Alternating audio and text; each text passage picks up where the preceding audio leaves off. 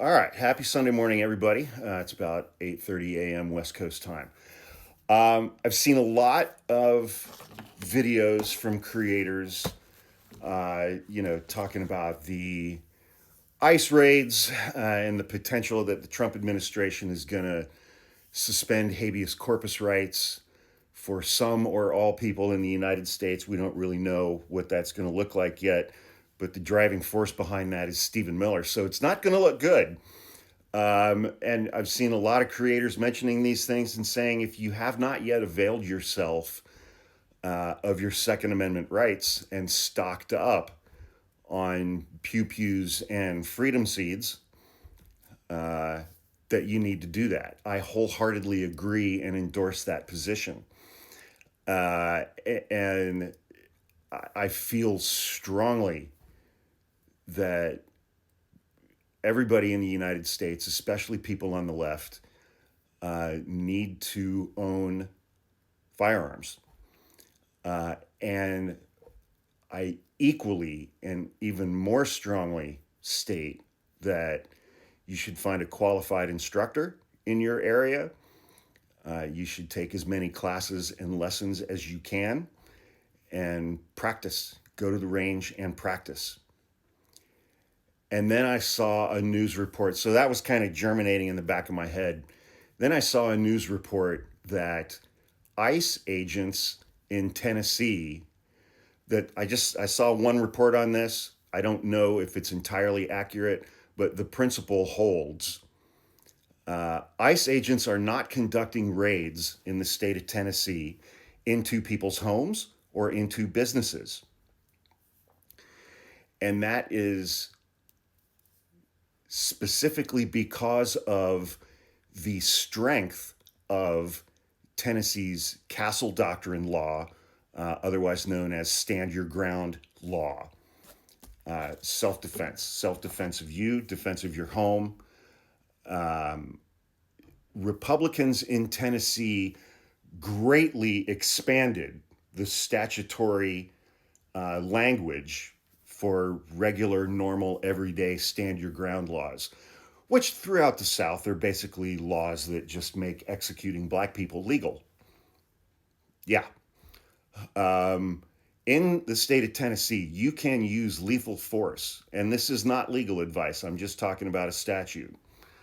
The way the law is written, it would seem that it provides you with the opportunity to use lethal force in defense of your home, your residence, your dwelling, your vehicle, and your place of business. Meaning that if you have a reasonable belief that you are on the receiving end of an imminent threat of bodily harm or death from another individual, you have no duty to retreat. And you can use force up to and including deadly force. And it's not entirely necessary under the language of the statute that the other person who's attacking you even be armed. And so ICE agents are not conducting raids into homes like the one we saw them do in Oklahoma, where they took a mother and her three daughters, all of whom were U.S. citizens, and dragged them out into the rain in the middle of the night and then stole all of their property and all of their money from their home. ICE agents are not conducting those kinds of raids in the state of Tennessee because they're afraid they'll get shot to death. And under Tennessee's stand your ground, castle doctrine law, they're afraid that that killing would be legal. And that same level of defense using lethal force is available to people who are inside their vehicles in Tennessee or who are inside their places of business. And so ICE agents, and I use that term loosely because I think they've hired 20 or 30,000 new people who, from the video that I've seen of some of these Meal Team 6 Gravy Seals looking motherfuckers, they don't look like federal agents. They look like fat guys who play Call of Duty on the internet who loved Donald Trump and now got a job as an ICE agent. Yeah. ICE agents in Tennessee don't want to get shot to death by invading someone's home or by invading their motor vehicle or by invading their place of business. And so in Tennessee, ICE agents are only arresting people if they're out in public, where you still have self-defense rights.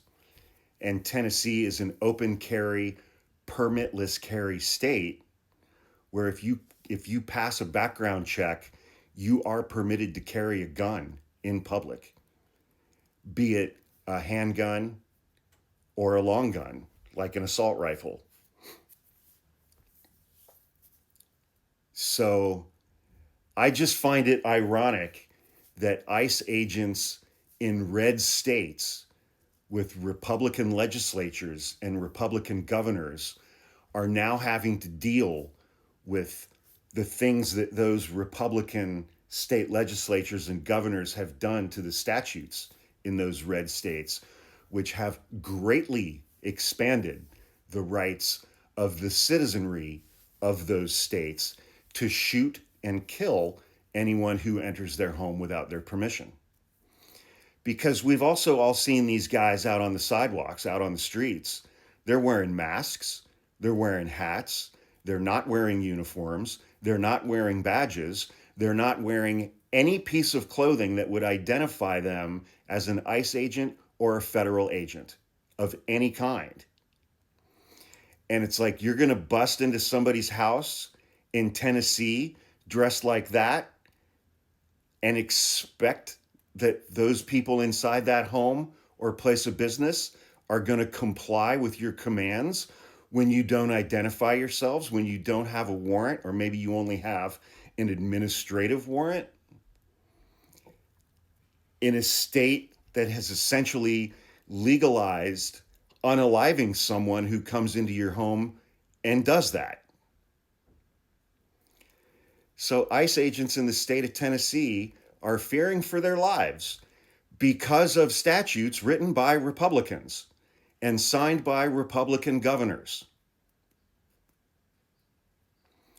The irony of that is amazing. It's amazing. I mean, it's almost like it could fall into a category of like white on white crime,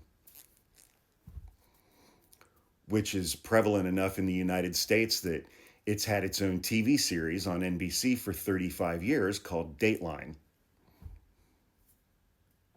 It's still on the air. It's just amazing that ICE agents in red states are having to confront arresting people and not being allowed to go into their homes or places of business safely because of laws written by Republicans and signed by Republican governors. That's funny to me. But please, please, please avail yourself of your Second Amendment rights and get training and classes and practice.